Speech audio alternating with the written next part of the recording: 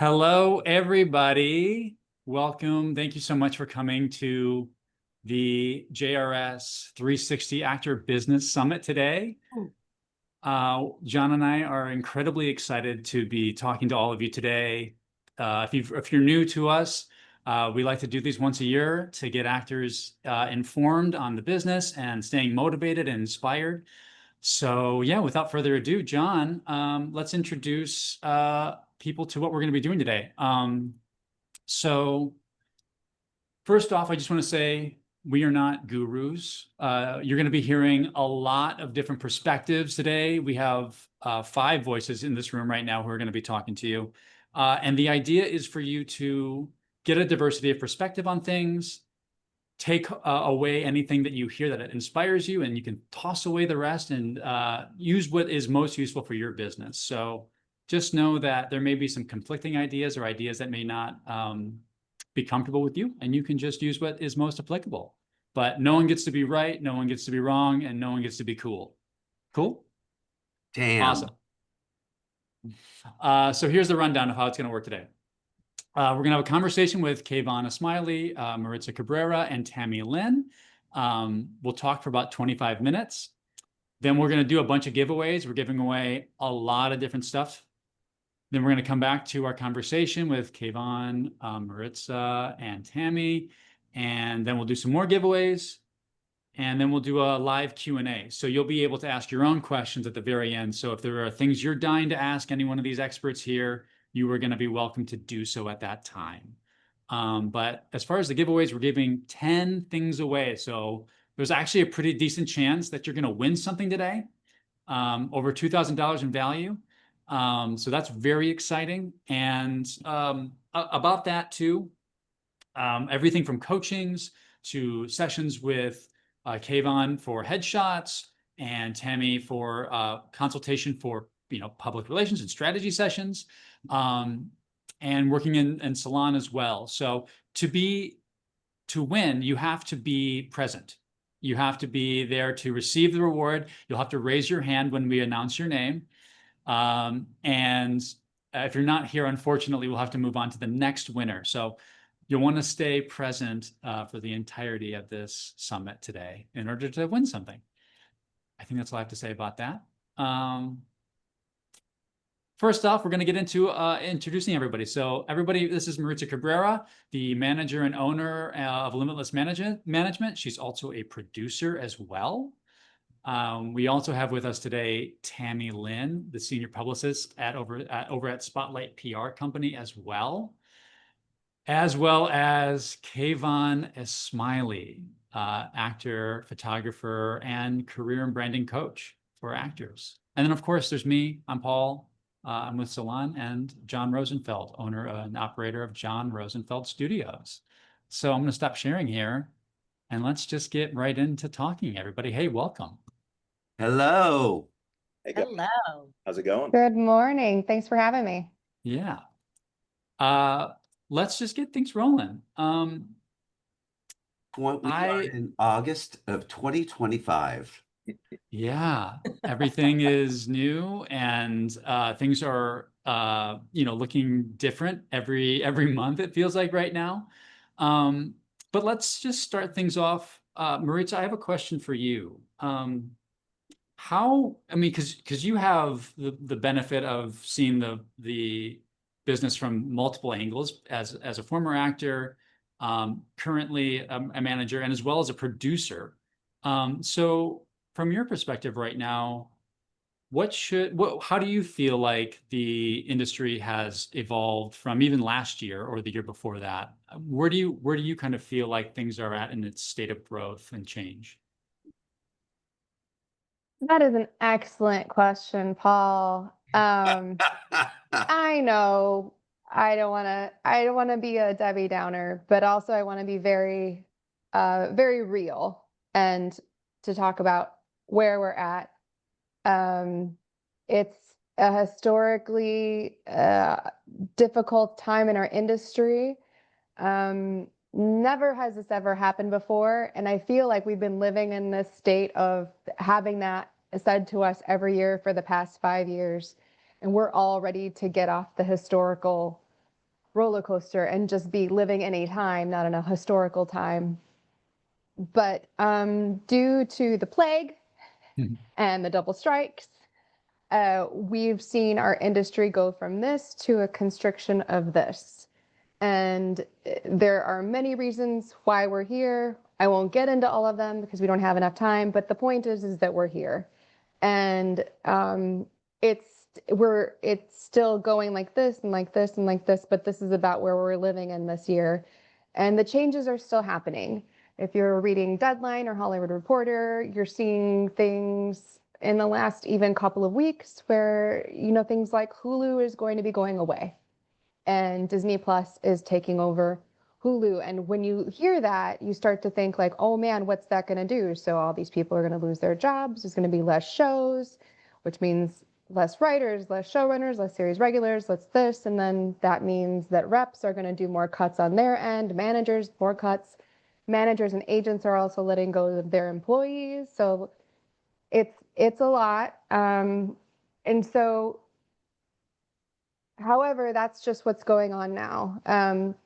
I also am on the lit side of things. I rep writers and directors, and so I'm talking to execs on the network, studio, and streaming side of like what's coming, right? Because they're the ones who are buying and staffing for what's going to be coming up in 2026. And I can say that it's going to go from like it's seeming like this to like this. I'm not really quite sure. Like it's going to get better. Mhm. I don't know how much better. Nobody can tell you how much better. It is going to get better though. Is it going to be 1%? Is it going to be 50? I don't know. And anybody that can tell you for sure is lying. But what I can say is that there is the right now of things is there's still this like tried and true. It could be this, it could be this. It doesn't matter for the actor and the writer, for the directors. Like, there are things that matter what the client is doing, you can do, and it doesn't matter. Like having your materials, getting your training, making sure that your tapes are great, writers making sure you have the various samples that you need that you've talked to with your reps. If they're telling you that the industry is pivoting, are you willing to pivot with it? Mhm. Being flexible.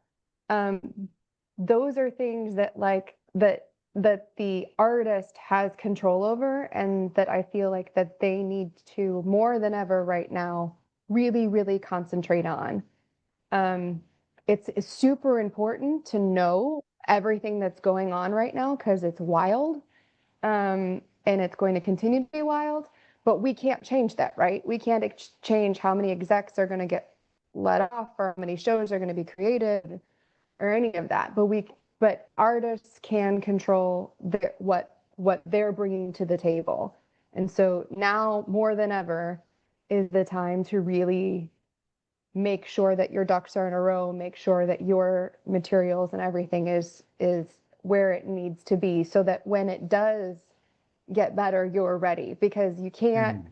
wait for February 2026 when now there's more shows to be like, oh, maybe now I need headshots. Like, no, you need to be Yeah. thinking about headshots now so that when February comes, you're locked and loaded and ready. You need to meet, talk with PR or talk with your reps now to be like, the soft season is coming. Like, what now? Is the time like be ready so that when the, like I say, like when the bat signal goes out, like you're ready to go. Yeah. Not like, hold on, let me work. I'm still like working on my Batmobile. And Right. I'd like to jump in on that because I Yeah. want to build on what Maritza is saying is that so many actors in the past are fearful of, especially once you have a success, is it big enough? Can I promote that? How do I share that? Ooh, I feel icky about posting about myself all the time online or any of that. You gotta have a strategy for some of that, and you have to just do it. You can't squander any amount of success, any role you book now, even small ones. Don't miss an opportunity to utilize that to then gain a little, whether it's press or whether it's some other way that you can promote that then also feeds into what your rep can do for you. You share a link to an article that lands for them to share as they're pitching and sending that follow-up email, or to get you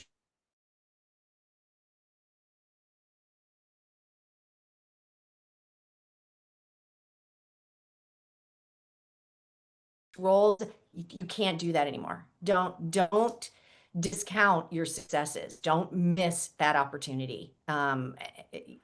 Because you're not going to get, you might not get as many as you used to get. So, but everybody's experiencing that, you know, and every show and every network, every studio is experiencing that too. So when they have a winner, when they have something going, when they have something fresh and new, they're hopefully putting a little more energy. Before, it was just like spaghetti they were throwing out there and not doing any press for any of it, and it was all falling apart, which is partly why we landed in this situation. And Tammy Lynn, how do you get, a lot of actors I think feel a sense of discomfort with that self-promotion sometimes. Totally. And how do you like to massage that for actors you work with who are feeling like, oh, I don't know, who want to live small, who Yeah. feel gross about marketing or whatever? Here's the thing that I always tell people is that I think that you to try to get some press attention, suddenly it gives you a reason to like boast about yourself without having to boast about yourself, because you're then suddenly sharing the link of, thanks for the, instead of posting on Instagram, please go watch me in this show, you're saying, I just did an interview about this character I created on this show, check it out. And you're sending them to that. And it's suddenly not you boasting about you, it's some other third party who took the time to do a podcast interview with you or write up an article about you that then you're sharing. And suddenly it feels less icky. It's a way, and it builds credibility as well instantly. Like, it's not your mom saying, go check my son out for doing this. It's a reporter, you know, it's a podcaster. It's somebody who doesn't know you in your, you know, in regular life, who is entrenched and has their own audience and thinks their audience might be interested in what you're doing too. And then again, then you use that. I tell everybody, every single press opportunity you get, even if it's just a mention of your name in here's additionally in the cast as on Deadline, use that. Or if it's a podcast interview or something, a feature about you or a profile or whatever it is, every single one of those URLs that lead to, you know, a different piece is like an individual promotional tool that you should be sharing around with that list of, you know, casting folks and producers and directors you've worked with and all of that, that you share via email. You share it to your rep so that your rep can say when they're pitching you next time, hey, she was just in this, check out her latest article about, you know, this. It gives them something. You can post it on your, if you have a website, you can add additional links, outside sources to your IMDb profile. It doesn't have to go through them. You can add outside external links. You should be doing that, putting them on your socials, creating a link tree, you know, within that social, within your bio. So suddenly you've got those then where somebody clicks on that link in your Instagram bio and it takes them to Linktree, which has then like 3 or 4 different articles in addition to your reps info or however else, you know, whatever else you want to highlight. So it's just, each one of those is a tool, a different tool. Absolutely. Can I Does that answer the question? Yeah.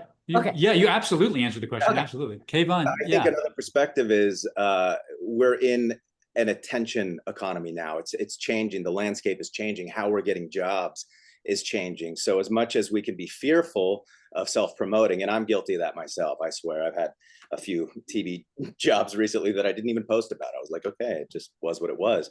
So I get it, believe me, but we need to realize that our competition are kids on TikTok right now. And one thing they're not afraid of is promoting themselves.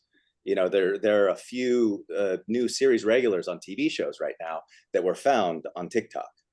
So, you know, again, they're not fearful, and we need to realize that we have to start getting over that because the competition is now everybody. It's not just every actor who came to LA.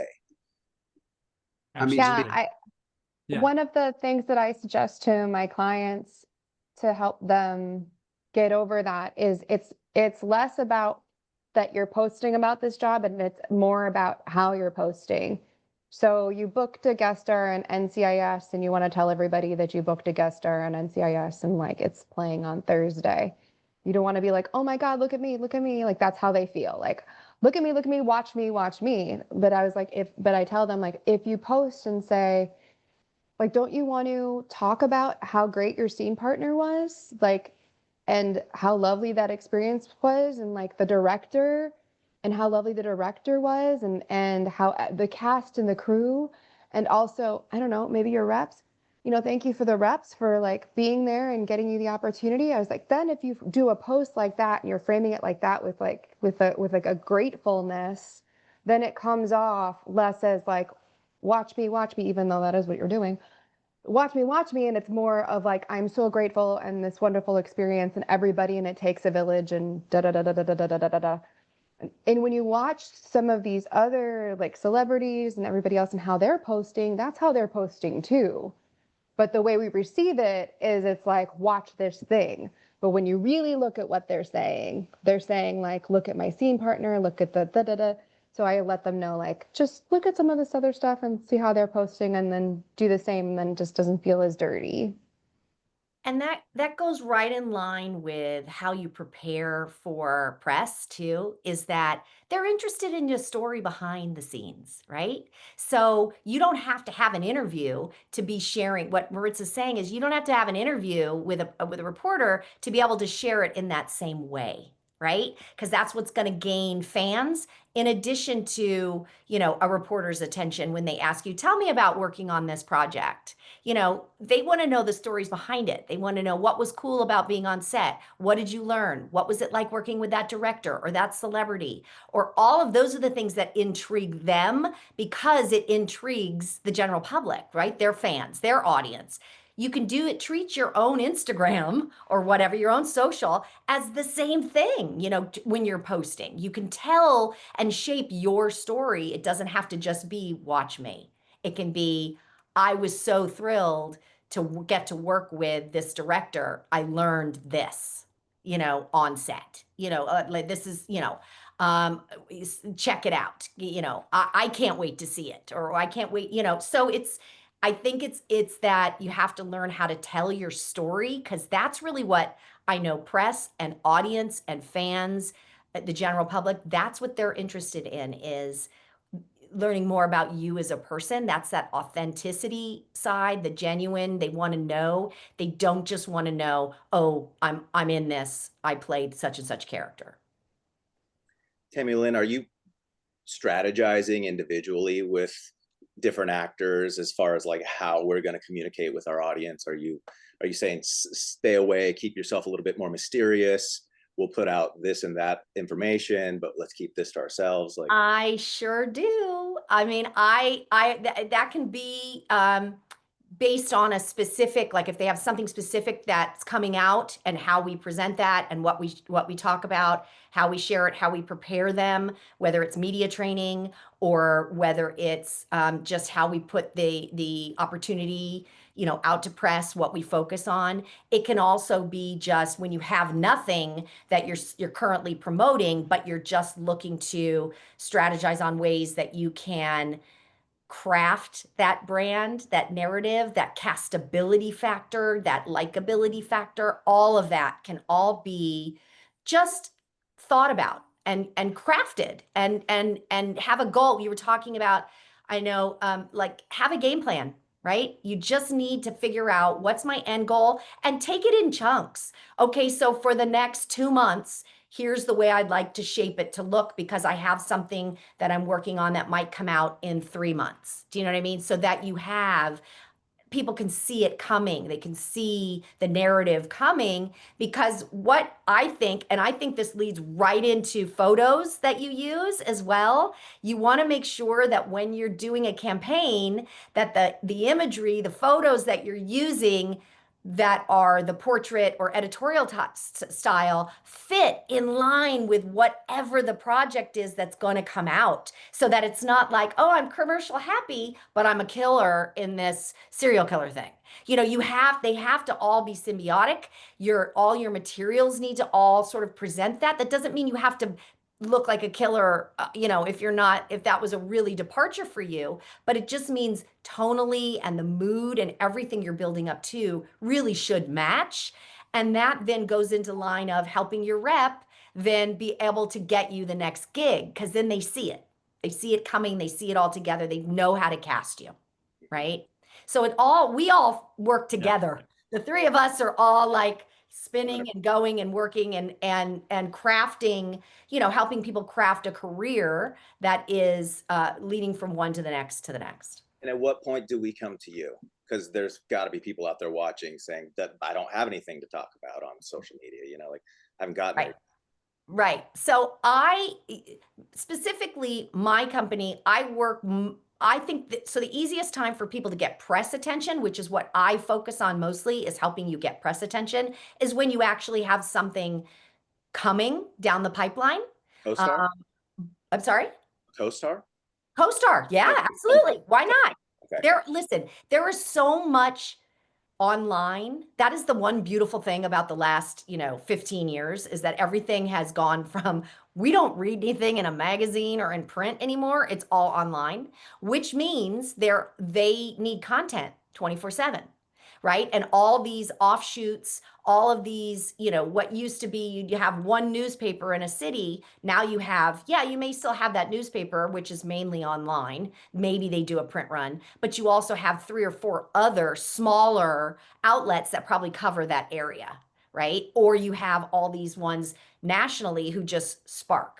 When it's specific genres like horror, and there are a lot of independent horror projects that a lot of rising actors are doing, whether you're creating it yourself, a lot of people are producing and doing their own thing, or whether you're just cast in one, that's a genre that has rabid fan base. And there are hundreds. I have a project that's hitting theaters today, a horror movie, and hundreds of smaller outlets who are dying for content, dying to talk to the actors that are in stuff. And it doesn't have to be in theaters. It can be streaming. It can be different kinds of platforms. It can be a festival release that we can get you. There is pretty much an outlet that'll cover whatever you're doing. The one thing I will say is commercials are the only thing that the press, unless it goes viral, unless there's some like other sort of way to spin it, just a generic sort of commercial, while hopefully cha-ching, it's a national and you're heading to the bank, there's not a lot of press opportunity for those unless it hits in a bigger way. Otherwise, you can get press for pretty much anything. Love that. John, were you going to ask something? I had a question, but I didn't want to step on anyone's toes here. No, go for it. While we're talking a little bit about, Kayvon had brought Tammy and Maritza had brought up about headshots and getting new materials.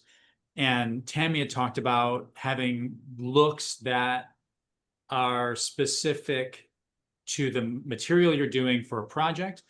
How do you balance versatility with headshots with specificity and your essence and branding? And I guess that's kind of a question I would like to start off with Kayvon, but I'm curious too, Maritza as well, when you're talking to your clients about that, and Tammy Lynn, what you suggest for people you work with. How do I balance specificity and what? And versatility, because some actors are probably going to want to, have a headshot that feels a little bit more broad and like can be used for a lot of things, versus having something that's like really in line for this Taylor Sheridan show. You're right. Well, okay. If we're not at the point where we're ready to talk to Tammy Lynn and we're just getting started and we just want to start building a portfolio of images to market ourselves with, there are a few different approaches. You can do let's shoot every individual character that we've all seen, the doctor, the lawyer, the mom, the blue collar worker, throw it against the wall and see what sticks. I personally, if we're just getting started and trying to build our portfolio, like to get a little bit more specific with that. I like to figure out a way in which we are diverse, not necessarily ethnically, but like, how do we stand out? And I like to make that a through line through all of the different characters that we're going to shoot. So, for instance, if you're a hipster, we can have a hipster doctor. There's always the, you know, who is the girl on Criminal Minds? She wasn't a hipster, but she was more like goth. She could be a goth hacker, goth doctor, goth this. That might be a little extreme, but I like to find a through line that we can have so that we're building somewhat of a cohesive brand, even though we have different characters. So many agents send me their clients and they give me a piece of paper that has all of the different characters that men can play. And they'll hand me the paper and they'll bring me their wardrobe and they'll say, what should I do? And you're not ready to shoot your headshots at that. You haven't given it enough thought, because specificity, John was talking about this before we started, that having your North Star, what types of roles do you really want to play? I like to tell actors, how does the world experience you physically? If we just look at you on the street, how do we physically experience you? How do the people who know you best experience your essence? And then what turns you on to play? What do you really want to play? Where those intersect, how the world experiences you and what turns you on. That's the place that I like to focus on first. And you know, let's see, I can go on and on about Yeah, no, this is really helpful. Yeah. Absolutely. I get what you're saying. Maritza, how do you approach this with your clients when they're getting new looks, or you're like, it's time to get some new looks? Yeah. So, there's gonna be some actors on here who are like, that's not what my reps told me. And that's cool. Listen to your reps. But we all have different needs. So I have commercial agents that my clients are rep by, and they have some of them have very specific, super specific of what they need and what works for them. And you know what? My clients are booking nationals off these headshots. So like, it's do what they said, for that is what they need. So you need to listen to your reps first and foremost. And on the commercial side, some of it feels like really on the nose, like beyond, and it's not the same as on the theatrical side. So things like when we say like a doctor, like they really mean like a lab coat for some of these commercial shots, or like you're wearing like the Best Buy blue polo or the Target red polo. They need that very specific look for commercial, and it is not something that we need on the theatrical, but your commercial agent is asking for it. So go and get it, and then you'll get the audition and you'll book the job. On the theatrical side, there's different schools of thoughts that are running rampant right now. And the way I've really narrowed it down is, I think it's really, Kayvon said it, it's really where you are as an actor. If you're more at the beginning stages of your career and you're booking co-stars and guest stars, casting is getting to know you. The headshots are very specific. You probably are going to have 4 different looks. And I'm just going to say very archetypes right now. I'm not going to be super specific, because me to get super specific would be me needing to sit across from an actual actor and getting very specific.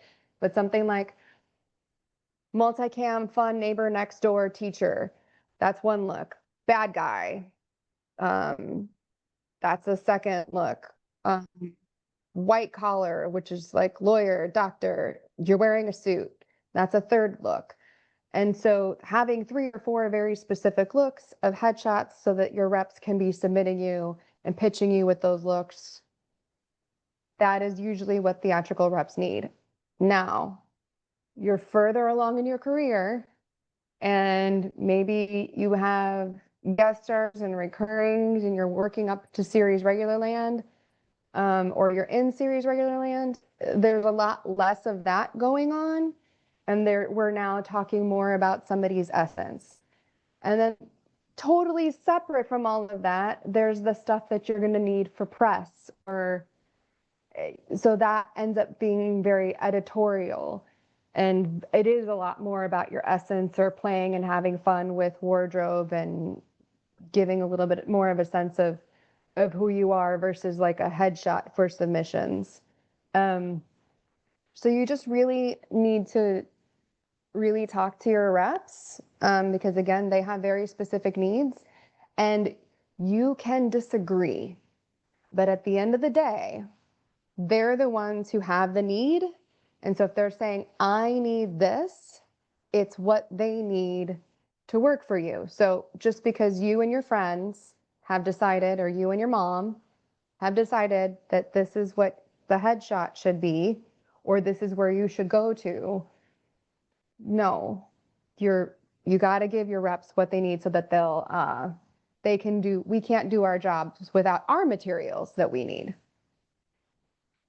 And then when I'll continue building on that. So what I will say is that I work with a lot of rising actors who have, never worked with a publicist before. Yes, I have those who are regulars and all that, but when you are if this is the first time you've ever dabbled in a press campaign, I know there's a lot of costs involved. I know you're not making, series regular money. You don't have to have a completely separate portrait or editorial shoot in order to go after press.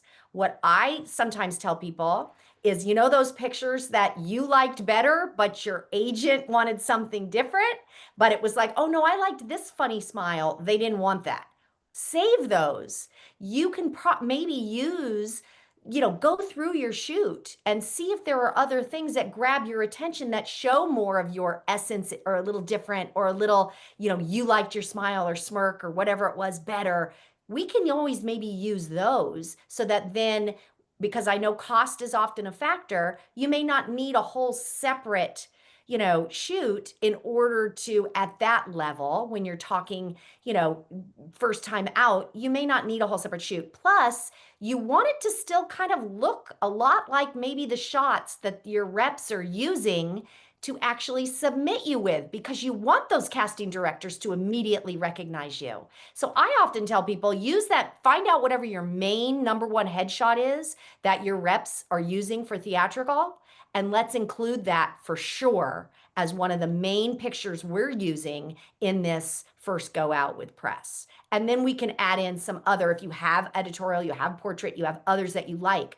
But I really want, part of what I'm trying to help them do is establish that familiarity for the industry folks too, not just the general public, right? Right. So, and then that way, when your rep shares that link as they're pitching for you, they click on it and open, and they see that headshot that they've been submitted, and they see a lot. So it's a recognizability, right? It's all about that getting Face them name across your face. recognition. Exactly. So Yeah. that we're all trying to build to get that industry recognition too. And that's Got it. how I tell a lot of people when we're just starting out, don't stress about having to have a bunch of extra money to do a bunch of extra shots. If you can go do one look and get 2 or 3 maybe with Kayvon, and just do a quickie session, portrait session, great. We can use those and supplement and get all that. But if you can't, it's okay. I'm thinking back to a client. I coached someone, I guess it was a couple of months ago, and I've worked with him a number of times. And he said something that just stuck with me. I guess he used to, back in the day, he would coach sometimes also with Taylor Sheridan, who used to be an acting coach, remember? And Taylor said to him when he was just a baby, hey, listen, if you're lucky enough to get typecast, welcome it. Yeah. He's like, take that, just take that you're lucky if you get typecast, and take all those freaking roles. And then you're talking about, then it can go to your essence, and then we can start to branch off of that. But like, welcome it and then decide what you want to do. And he did. He got typecast and he worked a shit ton. I just think some of us, when we come up and we go to, our BFA program, you're like, I won't get typecast. You're like, wait, hold on, wait. I will not let them typecast me. Like, no. We get it. Yes. But what I think we also have to remember is, yes, we want you to maintain your artistry, but like, we also want you to pay your rent, and we want you to build that resume, and then know that you could still do a play You could still do that show with Iama where you get to, stretch your acting muscles and play that role that you don't get on TV. But I do think it is just some of us have this thing. I was one of them. Like, I'm not going to get typecast. I mean, I don't know what I was thinking. I would have welcomed it after a while. But I also understand why people have a negative reaction to it. You're like, I have so much to offer. Yes, you do. You have so much to offer. But I do believe that if you get typecast and you live up to that typecast in the most beautiful, gorgeous, nuanced way, what that next thing you have to offer will begin to emerge. And you go, actually, this is the direction I want to go. And then you call Kayvon and say, hey, there's this thing I'm finding. I want to do something editorial with this. And I think that this, like, I'm feeling that this is where I don't know, I'm in touch with something. And again, this is me. Listen, I know nothing about commercials, so I'm not speaking in that way at all. You guys cover that.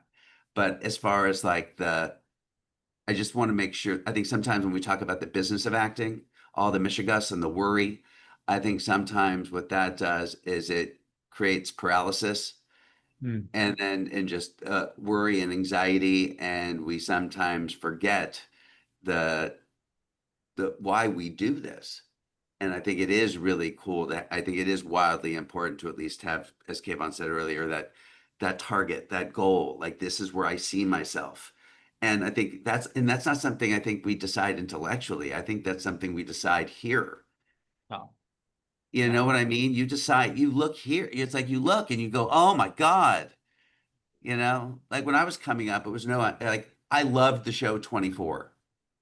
I loved the show ER. I loved CSI. And what's so funny is I got on all of those because when I got that opportunity, I was telling the universe energetically, I want to be on this show. And unfortunately, I was also not seeing myself in other shows. So sometimes when I got those opportunities, like, oh, what are you? Yeah. And I was like, oh, now I need to work on that. Anyway, I hope that was helpful. That was incredibly helpful. And that's we're going to put up a quick pin. So if you have a thought right now, hold on to it. We're going to do a quick giveaway because we got a few giveaways here for our participants. So I am going to switch over to sharing my screen here. And yeah, so just a reminder for those of you who are here to get a giveaway, you need to be able to raise your hand when we call your name. And the first giveaway that we're going to be giving away is we're going to be giving away a 30-minute coaching with our JRS faculty. So we'll give away 2 of these. So 2 winners for this first one here. Okay, so here we go. Drum roll. And congratulations to Clayton Froning. Woo! Congratulations, Clayton. What's If you're here, raise your hand. Just so everyone knows, this is like a good opportunity for you to use this coaching for like an audition opportunity, or maybe you're doing a workshop and you have something to work with that you want to get really sharp on. You'll be able to coach with one of our faculty members here. So Clayton, if you're there, did Clayton raise their hand? Unclear. Yes, he raised his hand. Awesome. We're going to go for a second winner here. Here we go. I forgot to remove Clayton, so hopefully Clayton doesn't win again. All right, how you win? All right, you've won. Congratulations. You get a 30-minute coaching with our faculty. If you're here, Also raise raised your their hand. all right. Okay. And then we're going to be giving away 4. There's going to be 4 of these, half off of Tool Shop. So here we go. Tool Shop, for those of you who don't know, is the introductory course for our studio. If you've already done Tool Shop, no worries. Sarah, you've won. Congratulations. If you're here, raise your hand. All right, Madison. Sarah has raised their hand. All right, thank you. And yes, like I was saying, if you've already done your Tool Shop, we have an equivalent offer for you that our staff will reach out to you about. Philip, Congratulations, you've won as well. The music is so great. I'm glad we have that. Philip has raised his hand. All right, 2 more.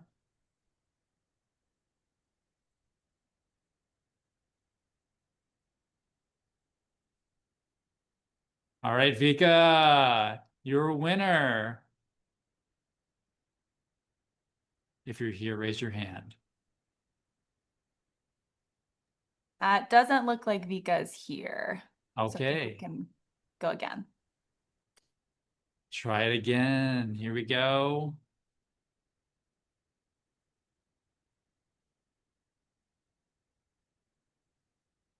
Danny Glazer. Here. All right, Danny is here. All right, and last one. Here we go. Winner, winner, chicken dinner for... Oh, almost Ash, but it went to Jace. Jace Parker, you've won. Congratulations on your half off of Tool Shop. Again, if you've already done Tool Shop, our team will reach out to you and you can exchange that. Doesn't look like Jace is here, so I think Oh that no, go still again. up for grabs. Still up for grabs.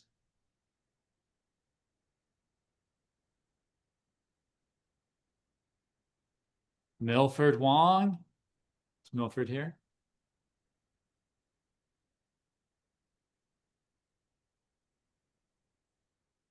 Going once. Going I twice. don't think Milford is here. No, Milford. Milford. Classic Milford. I know. Spencer Irwin.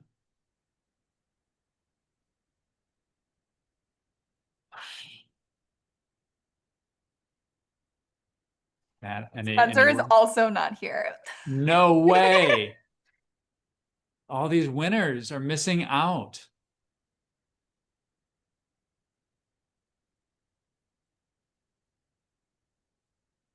Alexandria Phillips. Alex is here. Yeah, Alex, you've won. All right. We're going to stop sharing here.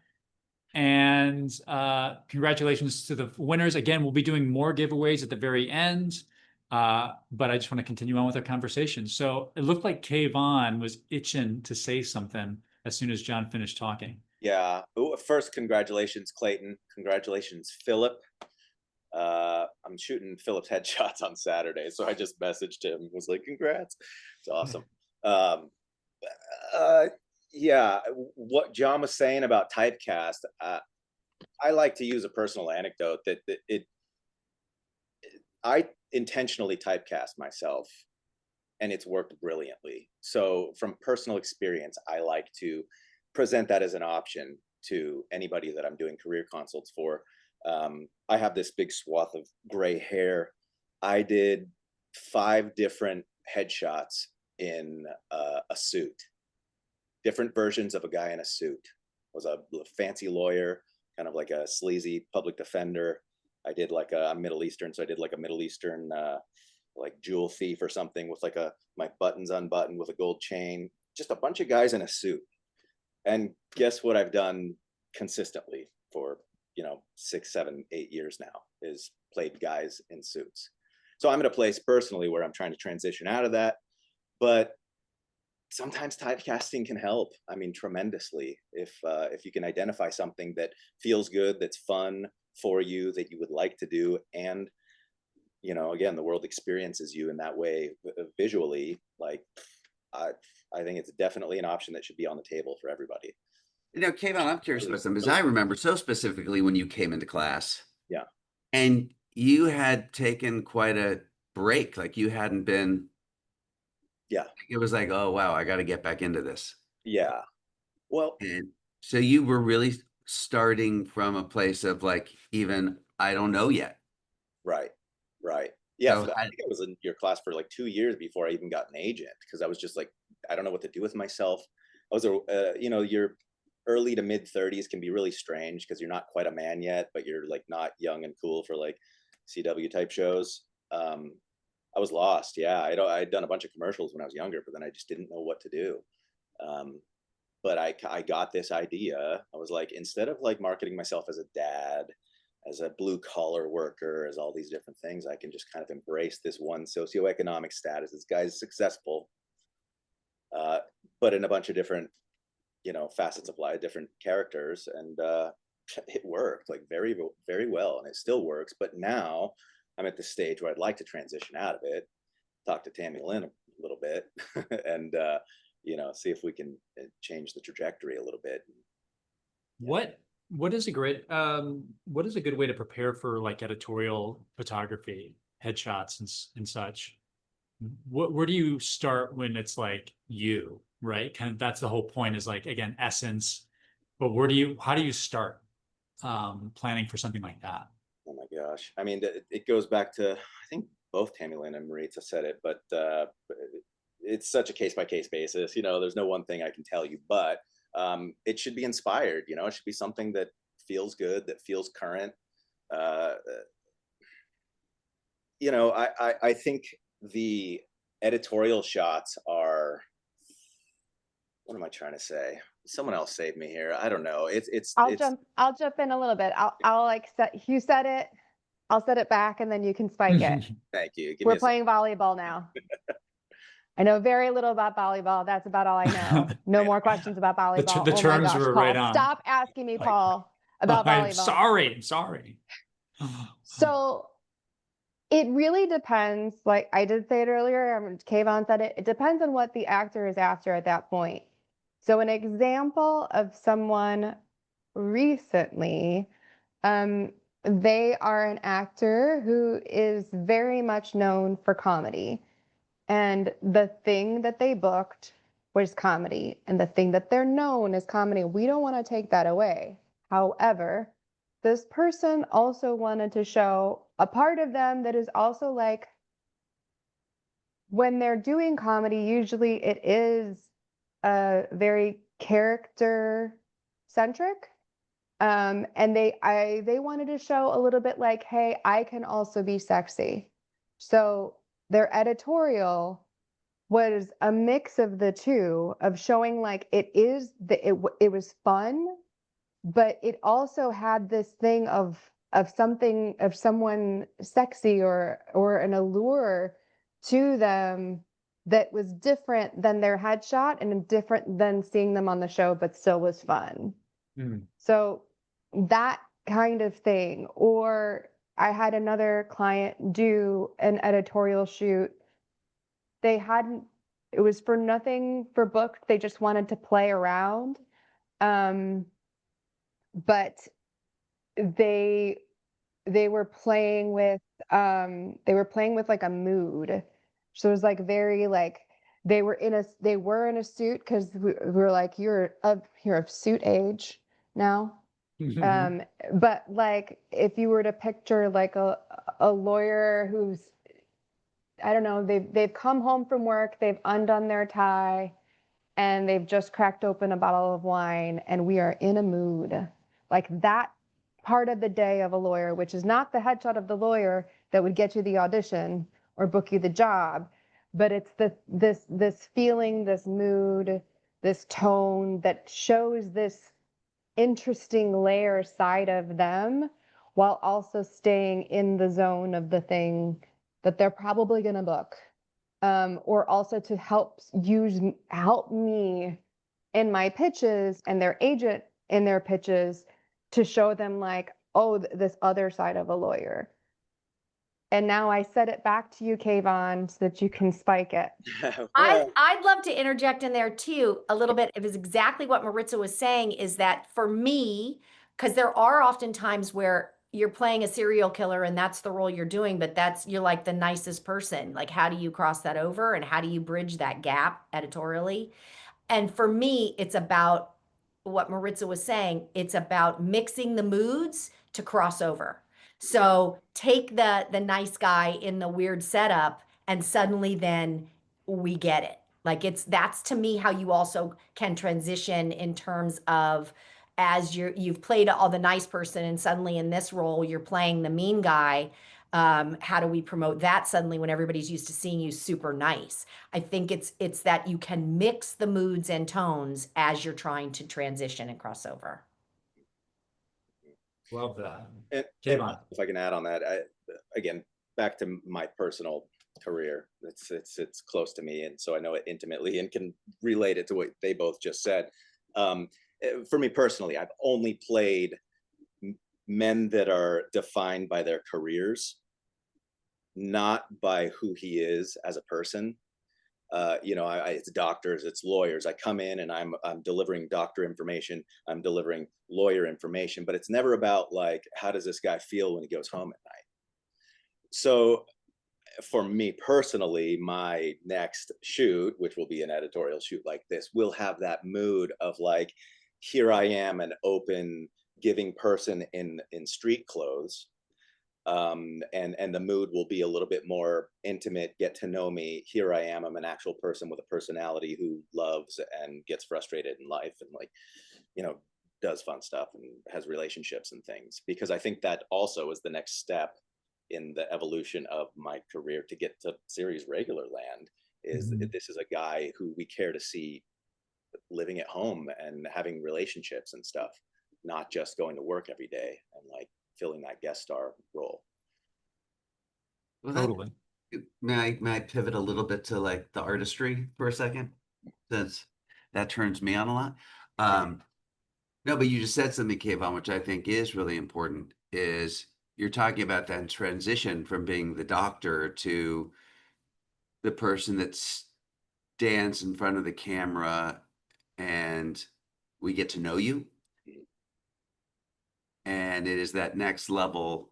I was listening to Adam Scott talk about it, and I love listening to Adam Scott. And he was saying, when he was first starting, he had so much tension, like he would work, but like he never really, I don't think his work ever like lived up to his ambition. But with time, he started to have just a different relationship where it is being generous to the camera. And I guess that just really means to a certain extent vulnerability.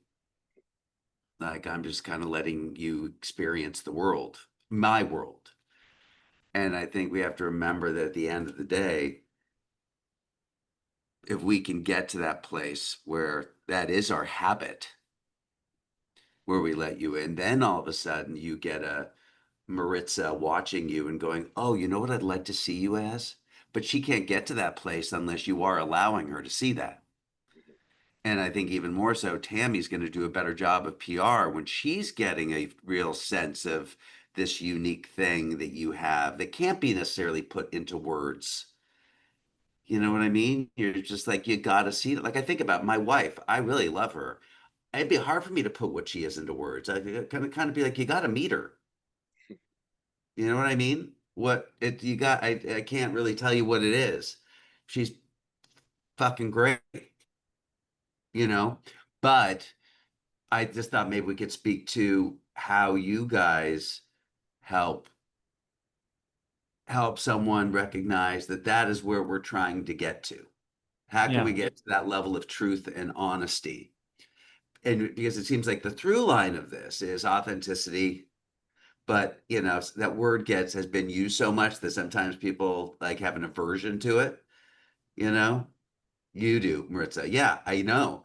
But I think if we just say honest, where it feels like an organic thing, like we believe that. Sometimes you watch people like, I'm so authentic, yet it's actually the opposite of it, because it seems like their ambition is to be authentic, and no one does that. That's just a state of mind, that's just, it's got to be there on a cellular level. So I'm wondering what you do ever to someone to address that in their work or even in their marketing. So for me, by the time they get to me, they've been on set a lot of times, you've done the work, you've done the creativity, that part. What I tell people is take notes while you're doing all of that, because you're going to always forget all those great, fascinating, fun tidbit stories. That's the stuff that helps to give your experience, because when you're doing an interview with somebody or sharing, hey, I'm in this, yeah, they want to know, okay, so who do you play? But what they really want to know is, what was your experience on set? What was it like working on this? What did you learn? What did you share? How did you create that character? They're going to see ultimately, they're going to hopefully watch the end result, right? And love your work, but they can't, and they can see that. It's been captured. It's there. It's for everybody. What they don't know is how you got there. And that is truly what press now is interested in. They know, okay, so when I'm pitching, oh, she's got a movie coming out on Friday, she's this character in it. Great, but what's the story behind the story? That's Mhm. what they need now. And I think that, so by the time you get to me, just having start thinking about what is it that I'm interested in as I'm doing this, and journal like in your trailer or on, Yeah. set or whatever. Keep that all going, because those are the stories and the tidbits and the things that are going to help you remember to trigger some of the unique experiences that you're having. Because I know it can be a year or two by the time you get to promote something when it's coming out, right? After you've shot it, you're like, I don't know, I can't even remember that far. So please be Yeah. sure to do that. Do yourself a favor, and that will help me then too, to understand what are the different pitch angles that I can approach and say, oh, you're going to love her story about Mhm. spending 3 months in the snow, in the middle of the Arctic trying to shoot this Yeah. thing. Tammy, would you say that that's kind of like I've been watching a lot of on YouTube. I'm watching like wonderful actor panels, like where it's like Jeffrey Wright, and he seems to be on every acting panel about talking about his He's work. in every project right now. It's every project, but you have these. It's like Walton Goggins and this. But the one thing that I do see, I think I enjoy it because there's so much beautiful introspection, Yes. and they're asking that question. So maybe would that be? I think that'd be a good thing for actors just to be watching and say, like, look at the way we Yes. want to hear this. You want to hear it. And that's why they're engaging, because they're sharing stuff with you about how it impacted them, what they learned, what they discovered about themselves or about life or about whatever the experience is. It's their story. That's really what and watching that's what engages me too, is when I learn something. I always tell people, we all have a bio. We all have at least one surprise that I wouldn't know about you from looking at your resume or your demo reel. Put a surprise in your bio. Something that it can be a personal thing, it can be related to whatever it is. Like, we all want to be surprised and learn something every time we see these people, even though they're telling some of the same stories over and over again. You have to figure out how to make them fresh, and the best way to do that is have it just be about your experience. That brings that, and I know we hate the word authenticity, but that's what we mean, is that what is it that you as a human being, how can I relate to you, or what you learned, or what, because that's what we're all on the journey, you know, Mhm. uh, is what was that? Totally. I mean, I think anytime I book something, they've never been like, tell me about your character. They've always been like, what was that director like? Or what was it like to walk onto that studio lot? Or what's what was it like to be in that world or whatever? Like, that's always what people want to know. So make sure, as that person, as you're doing it, like, take that in. Don't just, oh my God, I'm running late. I got to get to my trailer. I got to get to this.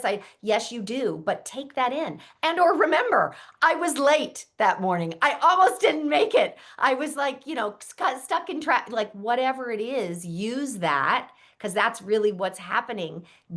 We all want that, because life is messy, and they want to see that too, because it just connects you as a person to those who are listening or watching or reading. And that's what we're all after, is that human connection. Totally. I have a question that I want to ask Maritza about that's a little bit of a transition from where we're at, which is when I get this a lot for a lot of the clients I coach, but in your perspective, when is the right time for somebody to start looking for management, and what do a lot of actors get wrong when it comes to reaching out to representation? Um, Great questions.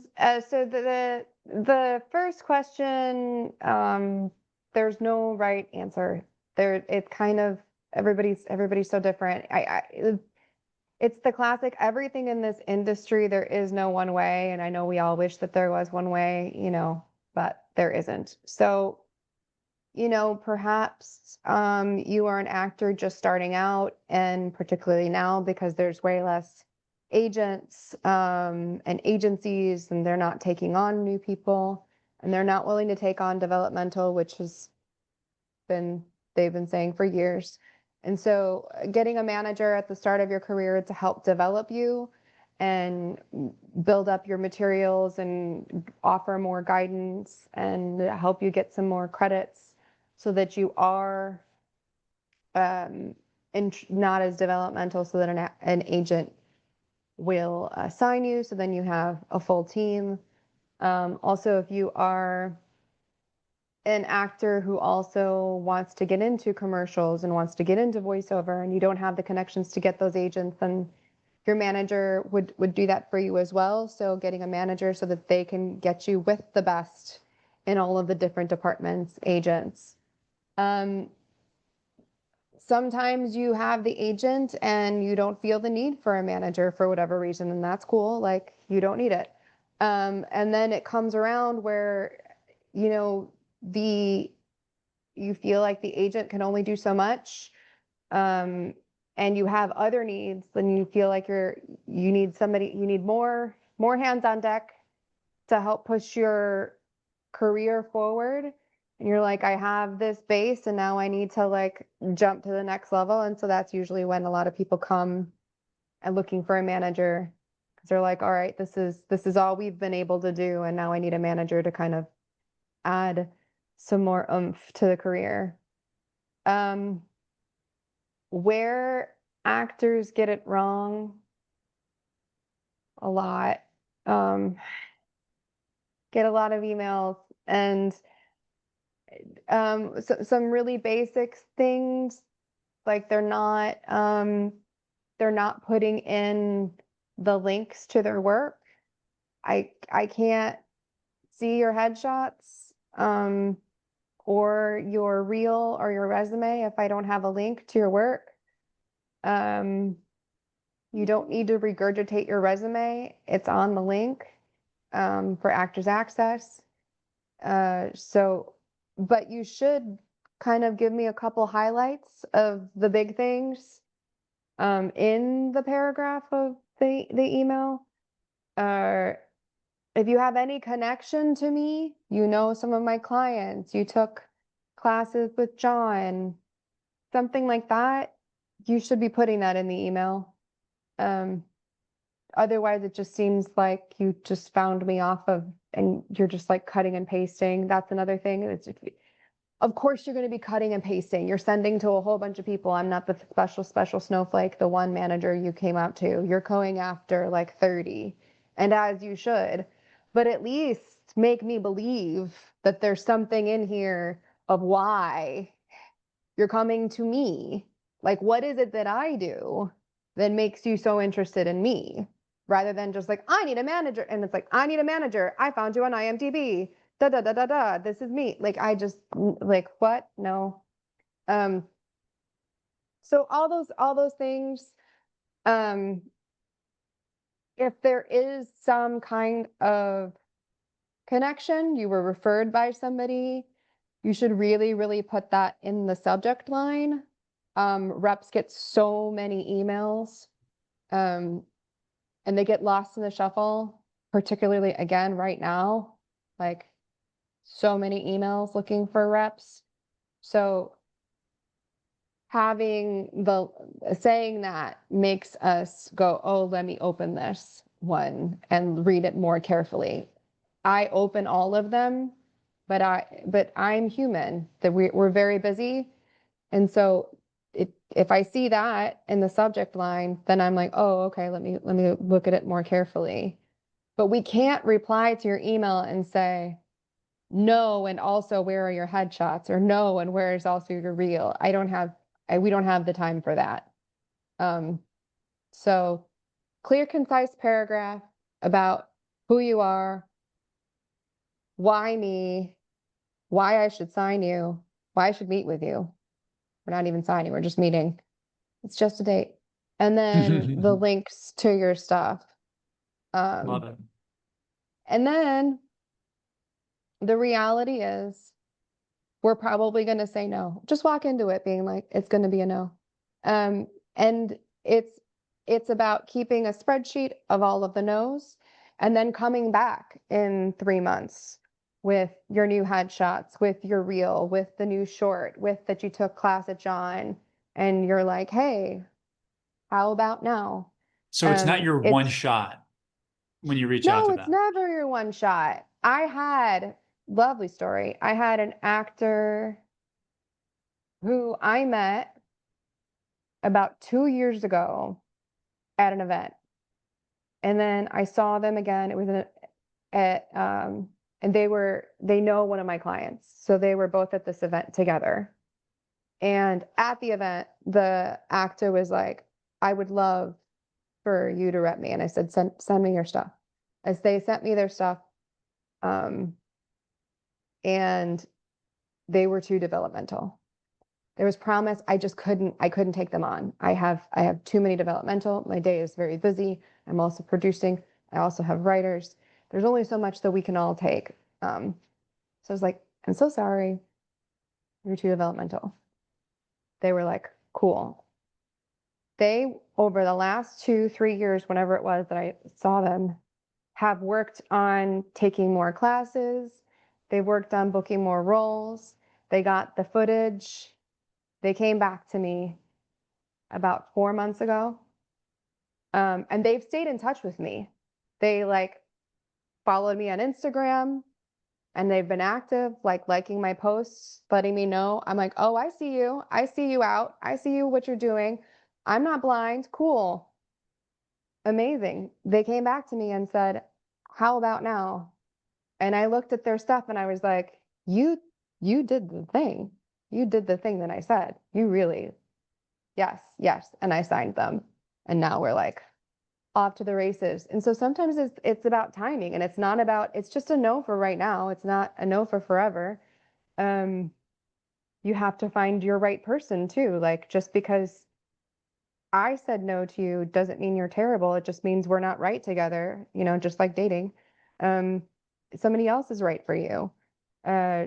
So it also could be the timing. Like right now is a terrible time, but still shoot your shot, send them all out. Someone might say yes, but also you might start to hear some feedback of like your headshots. Some people will give you feedback, like your headshots are old, or your footage is this, or you're too developmental, and then you know what to do. Or perhaps your other reps are already telling you that. And so maybe when you get 30 no's, you start to go, maybe I should take that class with John, or maybe I do need those new headshots with Kayvon. So it's just data. You're just getting data from that and using that to kind of make a plan. Absolutely. Yeah. I mean, Yeah. if we as reps had to go, oh, well, like if we every day on the breakdowns, it's a no. They're getting 6,000 submissions for every role. But that doesn't mean we walk away and go, well, that's it for UDK today. That Yeah. one role, we're done. That's just, no, it just wasn't. You said not right now, and you said not for that role. And now we're going after the other role. Now we're going after the next role, and the next day, and the next day, and the next day. You gotta, it's just a no for right now. The maybe. You're saying there's a chance. It's the Tammy- same it's the same with press. It may not be a deadline article now, but the next time you book something could be, or it may not be, if something's releasing, Entertainment Weekly may not be where it lands, but we might be able to land it with somebody else. But it's about building that relationship so that they start to see your name going across their desk again. And it's, oh, that was that one that you pitched me last time. Okay, well, yeah, maybe this time. What are they on? What are they doing? It's the same. It's relationship building, right? I mean, it goes the same for press as well as building those relationships with the reps you want or the casting directors that you want to get in the room with or any of it. Love that. Kayvon, you were going to say something about that? Ask Maritza, this is sort of related, but not, but is, have you had any success with a strategy to break into an office that like just never brings a specific actor in? I'm always curious about that. You know, everybody's got the, you know, the list of great offices that they just never get brought into. Is there anything people can do? Yeah, okay, so there's this theory that I read years ago. I'm gonna butcher it, so just don't quote me on this. That, you know, once upon a, not that you are a product, but for the sake of the story, I'm gonna say you're a product. Once upon a time, you know, many, many years ago, before the internets, when you would figure out whether or not you wanted to buy a bottle of Coca-Cola. If you'd never heard of what Coca-Cola was, it used to take 3 times to see it. So you're driving, you see a billboard of Coca-Cola and you're like, what's Coca-Cola? I don't know what that is. Then you're at a barbecue and somebody has Coca-Cola and you're like, oh, interesting. What is that? Oh, I think I saw that. I've seen that somewhere. You can't even remember it was a billboard, but you saw it somewhere. And then the 3rd time you're in the grocery store and you see this big, like, side thing and you see Coca-Cola and somebody's giving you a coupon. You go, well, that sounds really interesting. I think I'm gonna try Coca-Cola. And you try Coca-Cola and you like it. But it took 3. It used to take 3. Now, because we're bombarded with all of this marketing and advertising and all the things, and they're saying it takes, I think, 16. So if you look at it that way, casting is getting 6,000 submissions. So is it going to be my first submission? No. My second? No. Maybe not even my 16th. Is it going to be my first pitch? No. Second? No. It takes continuous. What the actor can be doing is there's still lots of classes that casting and the associates and the assistants are doing. Those are great ways to like get to know them and for them to see you like in the room in real life. Oh my gosh. In real life. And then it's just a matter of, again, if it's very specific, you know, if it's a very specific show. I know we talked about Taylor Sheridan earlier, but you know, as we should be, he's got 2 shows right now, 2 shows in like the Yellowstone world right now that's on the breakdowns right now. So, you know, having the right material so that we can do our job. Like I can't get you on you want to be a rancher? You're in suits. Love you. But like you gotta have something for me to pull and be like, believe me, he can be a rancher. And then they're like, oh, of course. And then they're like, oh my God. I remember one time a client got into the room. I had been like years trying to get them into this room. And then they went into the room and they slayed. And the casting director went, why have I never seen you before?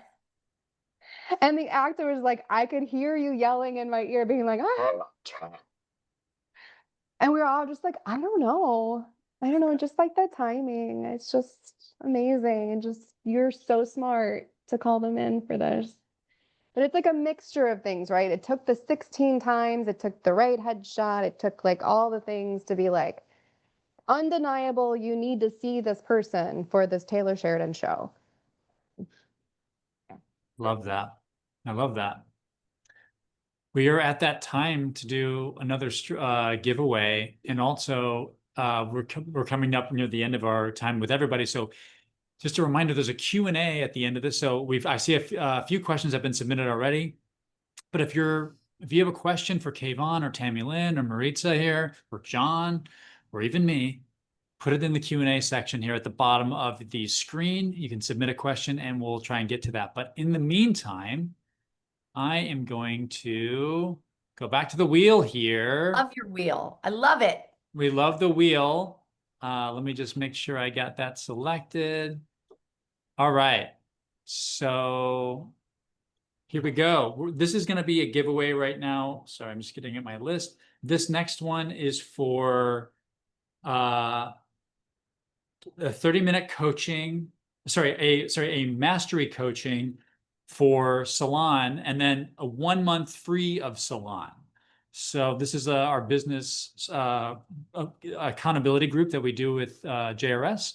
So here's our first winner. And the first winner is going to be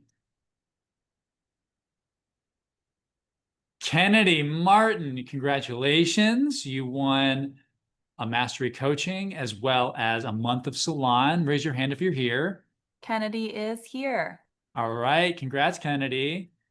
And up next, again, we get the same mastery coaching for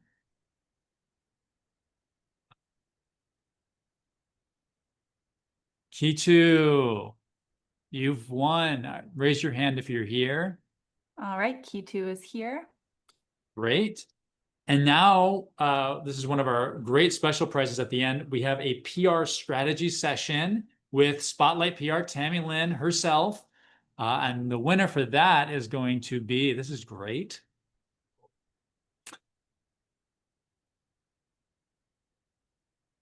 Grace, it looks like. Oh, Grace, congratulations. Raise your hand if you're here. Grace is here.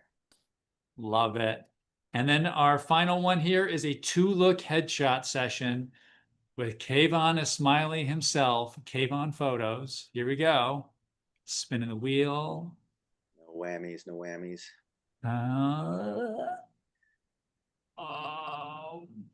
Brittany, you just got it by the, oh my gosh. Congratulations. You've won a 2-look headshot session. Raise your hand if you're here. And Brittany is here. All right. Message me. Fantastic. Congratulations to all our winners. And let me get back, stop sharing here. So we have a few questions here in the Q&A. And again, if you have more questions, feel free to keep asking. But here's our first one. I thought I knew what an editorial shot was, but now I think my interpretation isn't correct. Can you give a definition or some examples of what an editorial shot is versus another kind of headshot? Well, I mean, it's such a broad term, but I think it's a quality in a shot. I mean, can everybody unmute themselves and chime in on what it means? Because it's a lot of different things.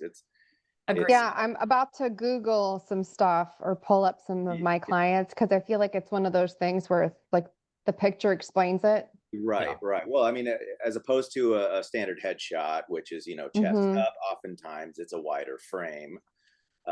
We get to see a little bit more like a 3/4 shot. Doesn't have to be, but it can be. And it opens up to, I don't think necessarily Tammy Lynn or Maritza want props, but it opens you up to props. It does. And sometimes they're fun and kitschy. I tell people if you're going to put a prop in it, have it relate to whatever project we're using that you're promoting. So if you are the killer and you kill them with the knife, do a funny one with a knife, maybe it's got icing on it instead of blood. I mean, like if you want to go that far and go that distance, you could. But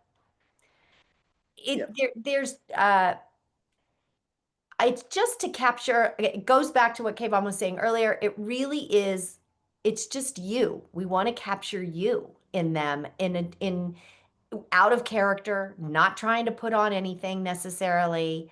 It can be a fun environment if you want to take it outdoors and go somewhere and do it, or it can be in a studio. There are the portrait ones, which are more the close up, but still moody, or the tone or something is stylized. You can often do, the wardrobe is a lot of about what it can be about too.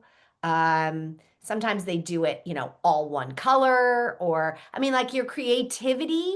This is where you guys get to work with your photographer to figure out creatively, what are you as an artist wanting to showcase and wanting to share? I think that can be a lot of it. I will say this happens a lot, is that you guys spend a lot of time on them and a lot of care. And what'll end up happening is that I share them, 3, 4, 5 different, beautifully crafted editorial. and the outlet will end up cropping it down to just the head. And I'm like, oh, are you kidding? We wanted that whole, so all that can go. So do whatever makes you happy, because they may not use it. Oh, Wow. did I just hear myself? Okay, so I'm gonna pull it up to the camera. I'm sure my client Marty Do won't mind. You gotta keep in mind that the editorial photos I'm gonna show you were ones that I just took a photo from a photo off my screen. So the editorial is gonna be a little bit not as nice as the headshot that I took, think. So this is, oh, where's the lighting? This is a headshot. Remember, Yeah. okay? Yep, we see that. Yep. So, and this is like clearly lawyer look, right? So here, skip it up. Very, very straightforward, right? This looks like a headshot. It's just his head and his shoulders. Now we have this editorial photo.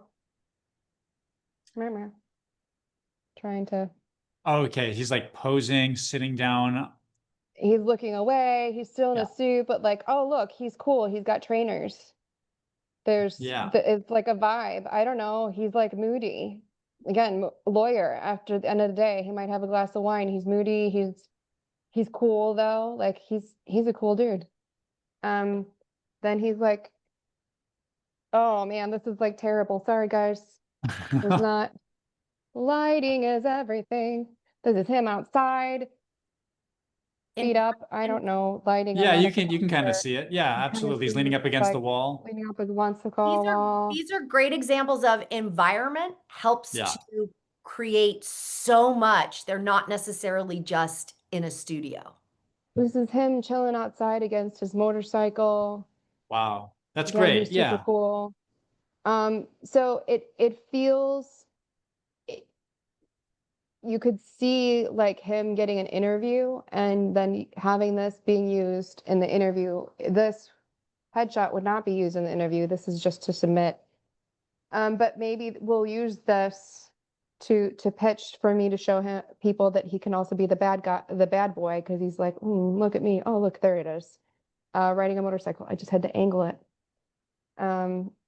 There he is chilling. I mean, this is also a way too that if you ride a motorcycle, if you have a hobbies, a skill, a something that makes you unique, you can incorporate that into the editorial, right? So that then it showcases you, oh, well, we didn't know that about them. Again, it goes back to that one surprise thing that you're Mhm. trying to always sort of share too, is that you want to, even though you're giving them the lawyer who's leaning then up against the motorcycle, maybe that he really rides a motorcycle, right?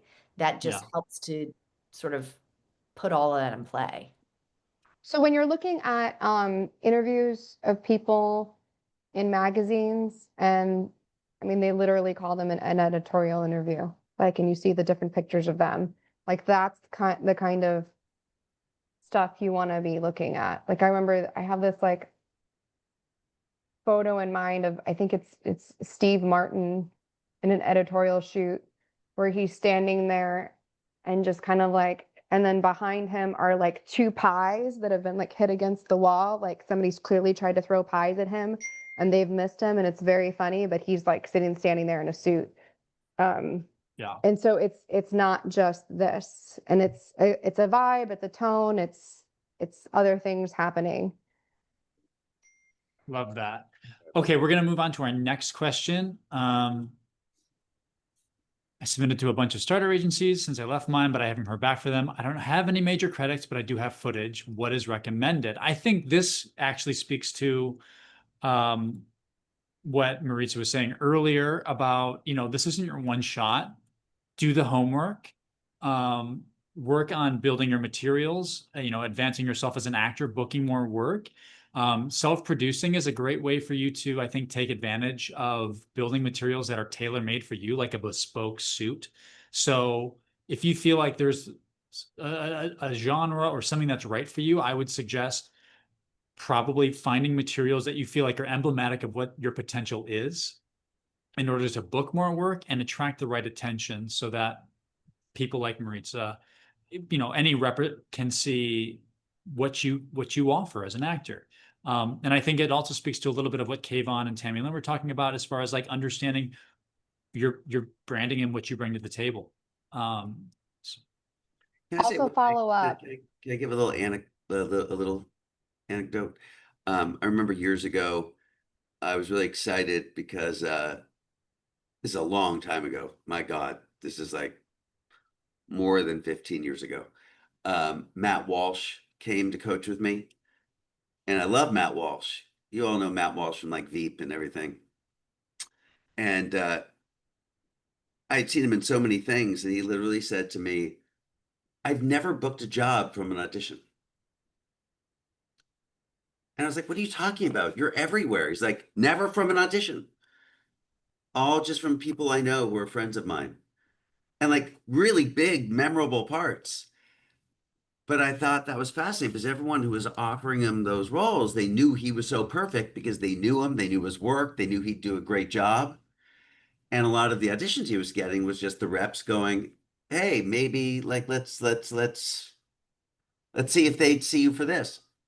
So I think when it comes to that stuff, I think we, as Paul was saying, I think it is important though. We can't forget the idea of people need to be talking about you. People do need to see how good, like just see you in general, wherever it might be. You know what I mean? I just want to make sure that we're like make Maritza's Yeah. job easier, make Tammy Lynn's job easier, make sure that people already exposed to how good you are and are having some bit of you know, fantasy for you. yeah. Also follow up. Sending an email and then not hearing back after 3 days isn't a no. It could be they're out on vacation. It could be they opened it and then they forgot about it because there's a client emergency that's happened and then they forgot about you. It has nothing to do with you. It has everything to do, 99% of the time, it has nothing to do with you. It has everything to do with whatever is going on in our day. And so you follow up in 2 weeks and you're like, hey, just wanted to check in. Or maybe whatever I've just said has spoken to you and you're like, oh my God, I totally forgot to mention that we have this mutual person. Or like, oh my gosh, I didn't attach a link. So going back the 2 weeks after and saying, oh, just checking in, making sure you got this email. Also wanted to mention, I'm currently in class with John Rosenfeld and also wanted to share with you the link, my Actors Access link, which I failed to attach previously. My bad, or whatever. Or don't even say that. Like, whatever. Make it yours. Make it your Cool. own. But yeah, follow up after 2 weeks. All right. I appreciate the follow-up is really important. And I completely agree. I mean, how many of us miss emails because we just got too busy one day? Everyone. Okay. This person's asking, I'm rep by a manager, but I'm not sure I'm getting the career advancement I need. Maybe I'm expecting too much, but what should I expect from a manager? This is a little broad, but you know, I'm sure there's a lot of factors that go into what are realistic expectations with your rep. Right now, you know, opportunities are at a premium right now, and there's not a lot of chances for everybody to necessarily always get the right audition opportunity. I believe that anybody who's probably repping clients is doing the best they can right now to submit like a maniac. And for everyone who's remotely right for that. I do get a lot of clients who want to coach with me who feel like their reps aren't doing anything for them right now. And I often say, like, what are you doing to collaborate with your rep? And what are you doing? What are you bringing for them? But Maritza, do you have some thoughts or feelings about realistic expectations and like strategy for when you feel like you're stuck on a plateau? Yeah, I think, again, we went from this to this, or we went from this to this, and then now it's summer, so it's this. So this is also the time of year when, like, I can measure it every year. Man, the waves of actors. It's like the first wave and then the second wave of losing their shit. It's because summer is always a fraction. And you haven't had an audition in a while, or it's a shitty time, and it's so hard, and it's just finally gotten to you, and you're like the fourth wave of actors that are now losing it. So I think the important things are to remember that we're all in this together. We're all living in this very historical time. To not put blame on anyone, as Paul said, all the reps that I know, we're all working as hard as humanly possible. In incredibly extenuating circumstances. And so framing it in that, that episodic season is on the horizon. So is there anything that you could be doing to help them do their job? I think, make it your own. Don't say that verbatim, because that probably doesn't sound like you. So flower it with your essence of how you would say that, but that you want to put yourself in the best position to do that. I think a lot of times artists are sitting around waiting for their reps to come to them. But if you're the one sitting there with the thing that you want to, then you need to say it. We can't read your mind. So also, some of you already have the answer. Maybe we told you 6 months ago, get new headshots. So I'm not going to change my answer. It's still going to be get new headshots. I'm just using headshots as an example because we're talking about headshots. It could be something else. So I think just have a conversation with your reps. And see what they have to say, but having an honest and open dialogue. And then whatever they say, go and do that. That's the other thing, as actors are sitting around with other actors and being like, I don't need, again, I'm talking about headshots because we're talking about headshots, but insert whatever other thing. Actors are all talking around with other actors being like, we don't need new headshots, our headshots are fine.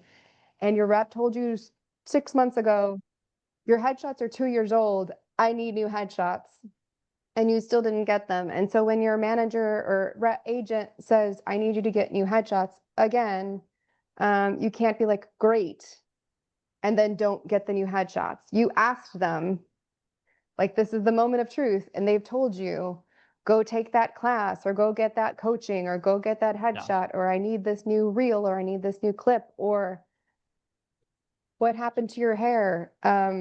You drastically changed it. Then you gotta be ready to receive whatever they give you, and then be ready to do whatever it is that they ask. Because if they're telling you, particularly now, something that they need, we're not saying stuff just to say stuff. We're telling you stuff because we actually need it. Can I say one thing? And when we say about irrational expectations for manager, all that, I think it all depends on who you are. They are, having done this a long time, sometimes an actor will work so hard to get somebody. And then the second they do, they think, oh, well, now I can chill. Now I'm just kind of like, I got that person. So they stop doing all the great stuff that made them get that manager in the first place. And now they're just like, all right, I'm tired. You do all the work now. Versus actually doing all that stuff that made you attractive in the first place. Maybe it was like doing those workshops, or the fact that you write, or you're doing the show, or you're doing this. Maybe you're not like that. I know sometimes the best thing that can ever happen to you is not having a manager and not having an agent, because it gets you in that mindset of, okay, I gotta do all this stuff, because I want to, and I'm excited, versus going, yeah, they're going to do it all for me. So, but maybe that's not the other side of things. Yeah. Or maybe, you know what, just to play devil's advocate, the other side of the coin, maybe they're not doing their job. Maybe you're right. Maybe your gut is right, and that your agent or your manager is not doing their job.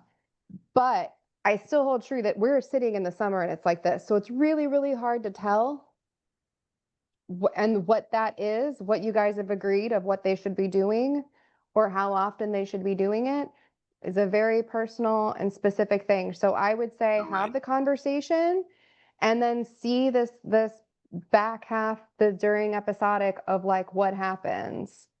But you are the CEO of your company. You are the one who's in charge of this ship. So you have to be the one coming to them and being like, hey, what's going on? What can I do? I feel like I've done all the things. Is there a Yeah. class and all the things? Thank you for that, Maritza. We're not going to be able to answer all of these questions live, but I think we can answer probably one or two more questions here. And then the rest of them, if you have more follow-up questions, you should reach out to us at JRS. We're happy to offer, coaching for your business, especially in Actor Salon. This is where we work on these kinds of questions around the industry.